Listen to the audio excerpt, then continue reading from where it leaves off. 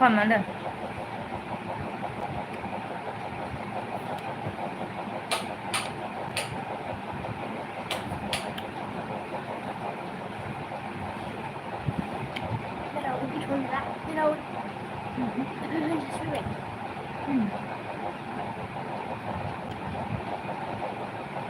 Why?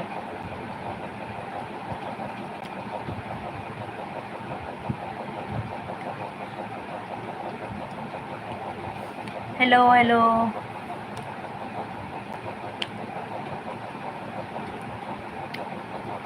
Sharmila. KB, hello, dear. Hello, hi, hi. Sharmila, KB, good morning. अभी तो क्या afternoon हो गया. कैसी है दी? मैं ठीक हूँ दी. मेरे लाइफ में आने के लिए मोस्ट वेलकम. और आपने लाइक भी किया है ना, थैंक यू सो मच. आप कहाँ से हो?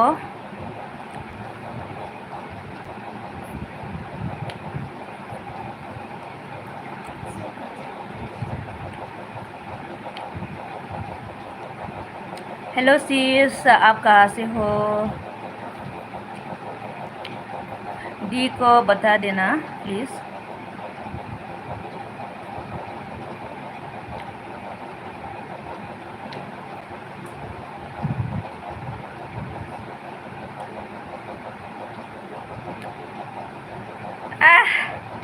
अच्छा, तामुलपुरनि ना? अ दे. जाखांबाय ना सिस?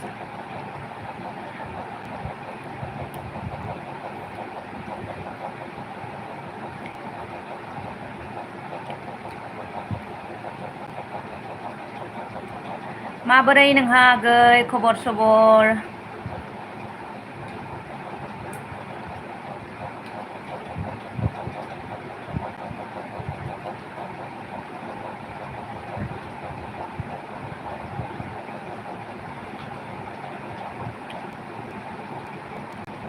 अ मोजां.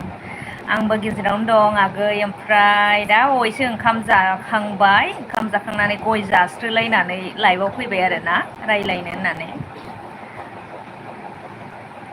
आहाबो मोजां आगै, गेजेरावनो. बिराद गरम जोंनियाव दासान्दि. माने मैयाबो सान्दुं, दिनैबो सान्दुं. औ दे आगै मोजां. जाखांबाय ना?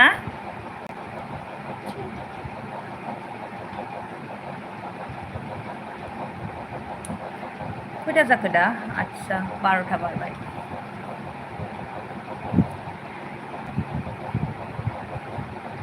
कोई है मेरी लाइफ में प्लीज़ कमेन्ट करना. आदसा जाथ'वाखै. मा ओंख्रि बानायदों नोंस्रा दिनैहाय?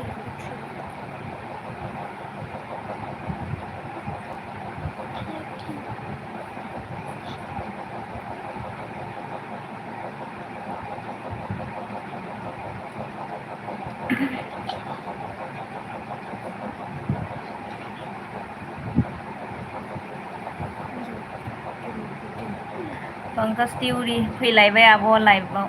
औ दे आगै. दसे रायज्लायनोसै ना? जाखांबाय नामा आगै पंकज? स्काई मगर यस कब गेम में प्लीज. स्काई आप क्या बोल रहे हो? समझ में नहीं आ रहा मुझे.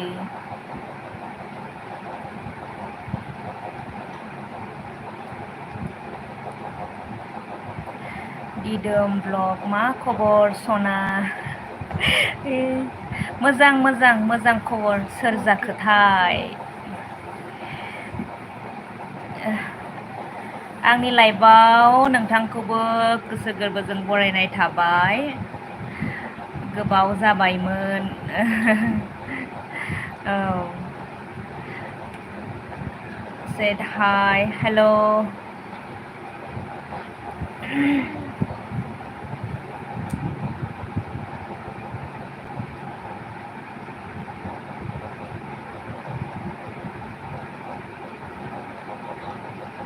फेरी कुर्ती हेलो अच्छा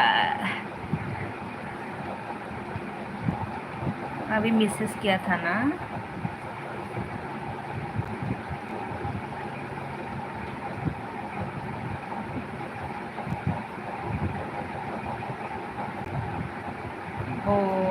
মই এছামিছ নাজানো দেই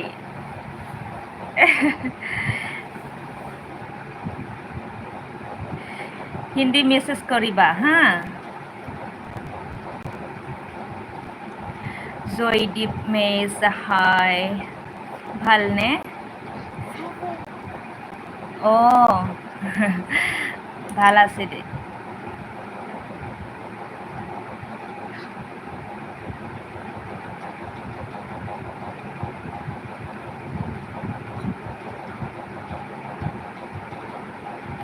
क्या आप बंगाली नहीं जानते नहीं नहीं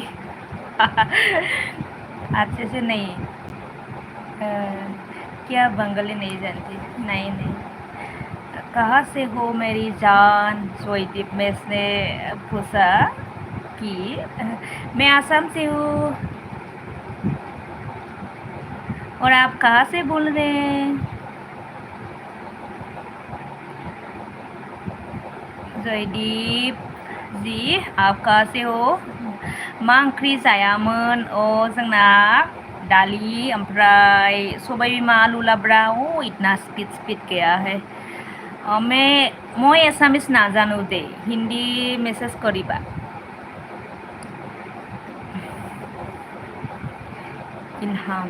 इल्हाम जी क्या हंस रहे हो मुझे असम से हो असमिस नहीं जानते हो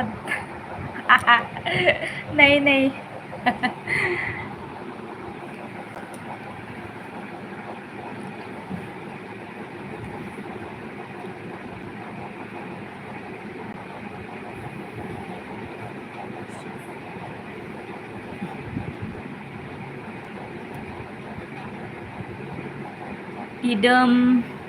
दिदोम जी जोंहा रायज्लायहरदो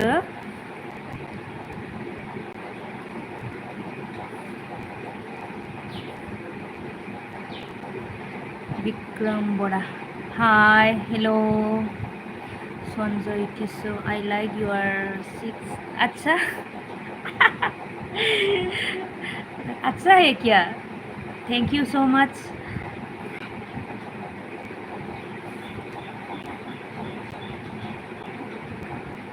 संजय जी आप कहाँ से हो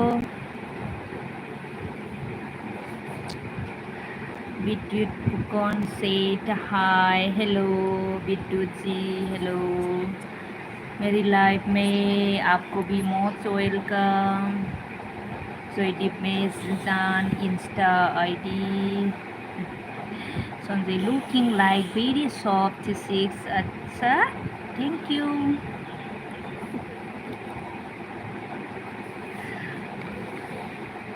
मग एसामिस शिकिबा दे मैं नाजानु फरिबा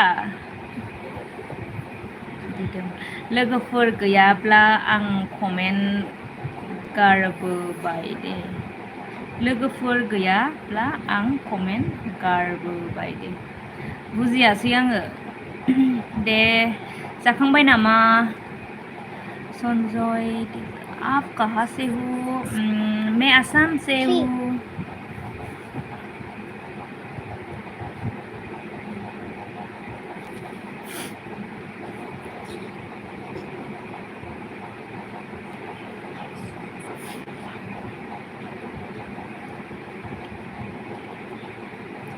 हाँ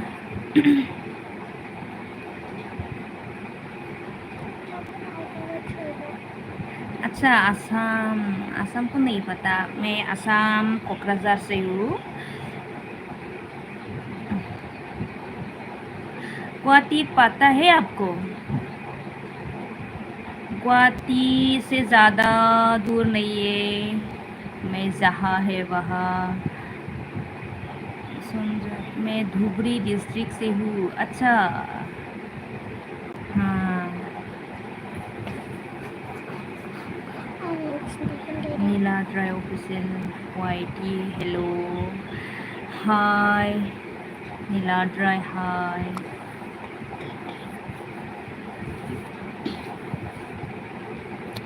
आंजों लोगो गैयाबो जानो हागौ नोंनि भिडिअ'आव कमेन्ट गारबोबाय एलबि जाखांब्ला नायदो जागोन दे जागोन निलाद्राय अफिसियेल हाय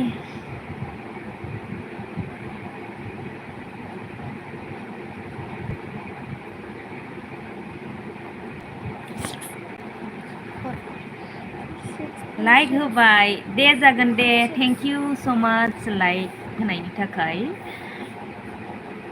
मोजाङैनो दंना जा दिदोम आं मा जागोनथाय सोमोन्दोआ एसे खिन्थाहरदो दे आन्दाज खालामनानै मेरा बहन कॉटन कॉलेज पर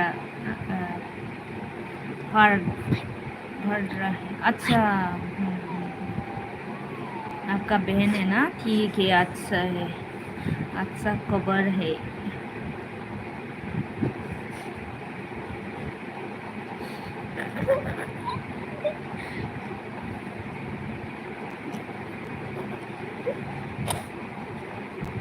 आप बोरो है ना हाँ यस बोरो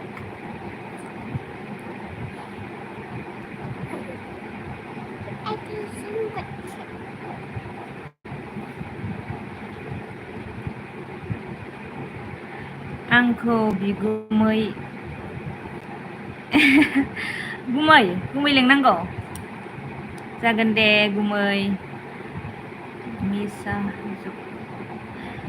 सन्जय जी क्या हंस रहे हो मोजां जायो रायलायनो आच्छा गुमैब्ला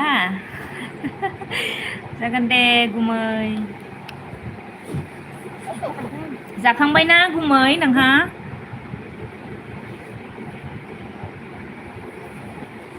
आङो गय लायनो थांलै गय औ गय थांनाय मा सोलायलाय बिराद गरम बोथोरा दिनै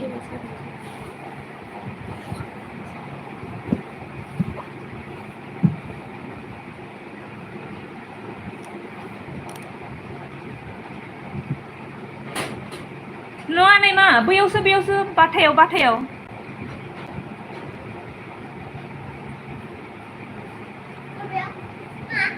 बाथा ऊपर है ऊपर देखो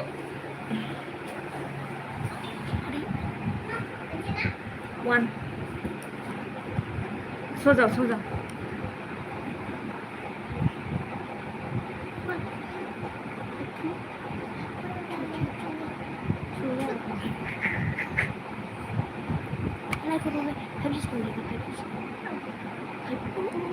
Please bye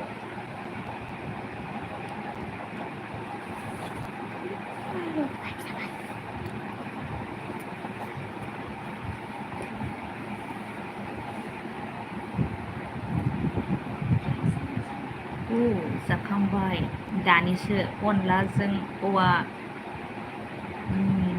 मेवाइ आयु जि गोथाव गुमै नोंसिना ओंख्रिया आंसो दहाय गोसोखांदोंमोन आरोना दहायथ' नङा मैया गोसोखांदोंमोन माने मेवाइनि खोथा रायलायदोंमोन आरोना जोंनि ओरै क'क्राझाराव बिराद दाम नालाय जयदीप में नंबर 2 ना नंबर सही है मेरा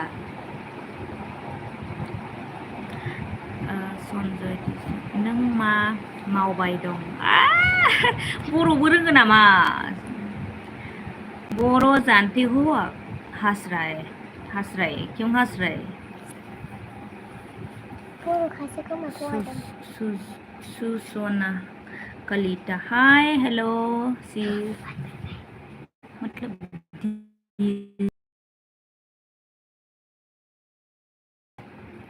जयदीप नंबर दिबा ना केতিয়াबा दिम दे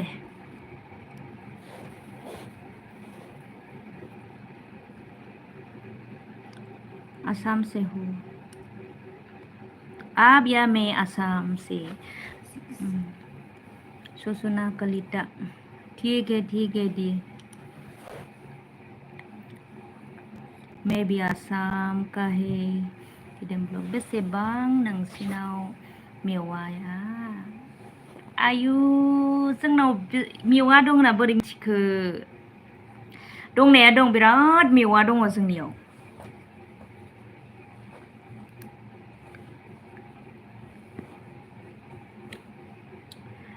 दी मैं आसाम से हूँ मैं भी आसाम से हूँ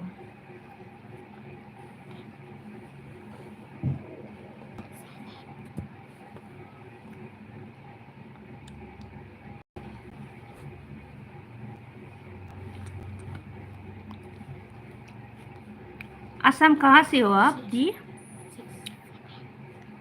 सुसुना दी आसाम कहाँ से हो आप